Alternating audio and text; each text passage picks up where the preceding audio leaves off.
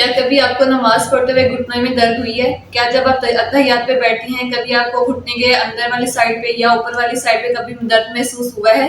अगर हुआ है तो क्यों हुआ है, इसकी क्या वजह हो सकती हैं, वो हम आपको बताएंगे।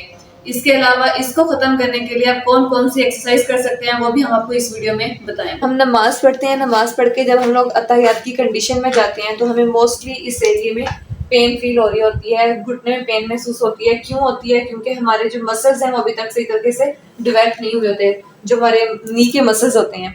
इसमें क्या होता है कि हमने देखा है कि पहले हमारे सिर्फ वो जो बुजुर्ग अफराद होते थे सिर्फ वही कुर्सी पे नमाज पढ़ते होते थे, लेकिन अब क्या होता है कि हमारी जो जनरेशन हो गई है जो कि मोस्टली अबव 25 जिनकी एज है या 30 एज है, वो लोग भी कुर्सी पे बैठ के नमाज पढ़ रहे हैं। क्यों? क्योंकि हमारे जो मसल्स हैं, नी के मसल्स हैं, वो सभी अभी बिल्कुल सही तरीके से बने नहीं है, उनकी स्ट्रेंथनिंग नहीं हुई। तो आज मैं आपको इस वीडियो में बताऊंगी कि ऐसी कौन सी एक्सरसाइज है जिसको हम लोग करते हैं तो हमारी जो मसल्स जो हैं वो बिल्कुल सही तरीके से काम करना शुरू कर देते हैं और हमें नी की पेन खत्म हो जाती है और हम इजीली अपनी नमाज पढ़ सकते हैं। हम बात करते हैं एक्सरसाइजेस की। वो कौन सी एक्सरसाइज हैं जिनके करने से हम लोग अपनी पेन से छुटकारा ले सकते हैं और अपनी नमाज इजीली परफॉर्म कर सकते हैं।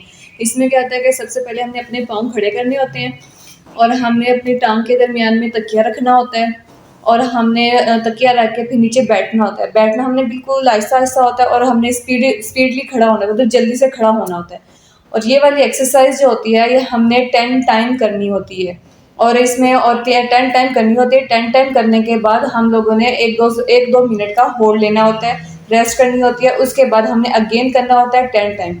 उसके बाद फिर हम लोगों ने एक दो मिनट का होल्ड लेके फिर हमने दोबारा ये रिपीट करनी होती है। इस तरह हम लोगों ने 3 सेट करने होते हैं 10 टाइम करके। उसके बाद हम दूसरी एक्सरसाइज करवाते हैं। इसमें क्या होता है कि हमने अपने पाँव को अपनी तरफ खींचना होता है और हम लोगों ने खींच के अपने साथ लगाना होता है। हमने 3 सेकंड का होल्ड करना है। हमने इतना खींचना है कि हमें पेन ना हो, ज़्यादा नहीं खींचना। जहाँ पे हमें पेन फील होने लगे वहाँ पे हम लोगों ने इसको स्टे कर लेना होता है, छोड़ देना होता है। लेकिन हमने बस उतना खींचना है जहाँ तक हमें मतलब पेन नहीं हो रही। यहाँ पे आप लोगों ने खींच के 3 सेकंड का होल्ड देके छोड़ देना होता है।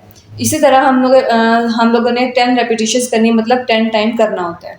इसी एक्सरसाइज में क्या होता है कि हमने अपना पाँव बिल्कुल स्ट्रेट करना होता है पहले, फिर हमने अपना पाँव घसीटना होता है, बिल्कुल हील के साथ घसीटते हुए अपने टांग अपनी पीछे लेके जानी है।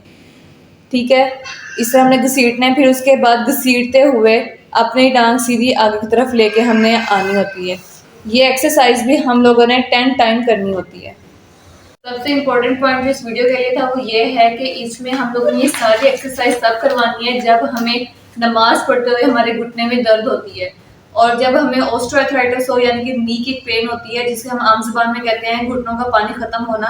अगर ये वाला आपका मसला है फिर आप लोगों ने अपने डॉक्टर के पास जाना है, अपने फिजियोथेरापिस्ट के पास जाना है। फिर वो जो गाइड एक्सरसाइज करेंगे फिर अपने वो वाली एक्सरसाइज करनी है।